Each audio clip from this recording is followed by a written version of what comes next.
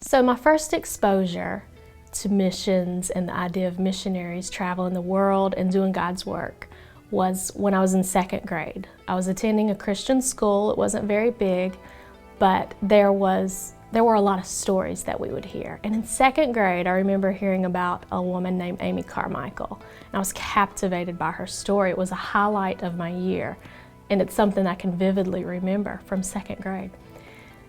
That summer, following second grade, I went to a Christian camp for the first time and was delighted when I found out that they were also sharing stories about missionaries, and it happened to be Amy Carmichael. And I just fell in love with her story. I fell in love with what she did, and I had never heard anything like that before. A few years later, in fourth grade, we started having to read about Christians through biographies and autobiographies, and we would have to check out books in this very small library in this very small Christian school. And so our options were very limited, and so the books that I chose were The Hiding Place by Corrie ten Boom and Tortured for Christ by Richard Wurmbrand, which you may wonder why a fourth grader would read something like that, but again, I was intrigued and curious about their stories and how they stood the test of time, even through persecution and difficulties, all in the name of Jesus and their love for God. And I really wasn't sure what God was doing with me at that time in my life. Even at a young age, I remember hearing other girls, when the teacher would ask, "What do you want to do when you grow up?" And they would say things like, "I want to be a pastor's wife," or I want to be a missionary or missionary's wife. And honestly, at that time, I just kind of giggled and laughed because I was brought up in an environment that said you can be anything you want to be, even as a woman. You can go and do and be all these different things. And so at the time, my mind was sort of set on that, even though I was still intrigued by these stories of missionaries. In sixth grade, at the same Christian school, I remember a teacher asking us in our classroom, I can't even remember what the topic was or what we were discussing or if it was a Bible lesson or what, but I remember him asking if God was touching any of our hearts to serve in full-time Christian ministry. And I was eager to say yes, and I did say yes. And I remember meeting with a couple of other students that day and praying and writing in my Bible, which I still have, that I surrendered my life to full-time Christian ministry. Honestly, I had no idea what that meant, but I do know that one of the first reactions that was conveyed to me when I shared that was, "Oh, does that mean you're going to Africa?"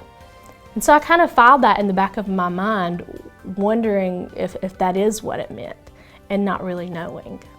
I can remember with all these desires being so disheartened as a teenager and a young adult at having no opportunities to go and explore the world and to find out if that's where God wanted me. And then as an adult, I finally had some opportunities connected with a parachurch organization and international ministries. So here I am in this international ministries department thinking this is it, this is where I'm going to serve and do. After 2 years within the department, I become pregnant, I'm coming home to be a stay-at-home mom, and so I find out, I'm not going anywhere anytime soon.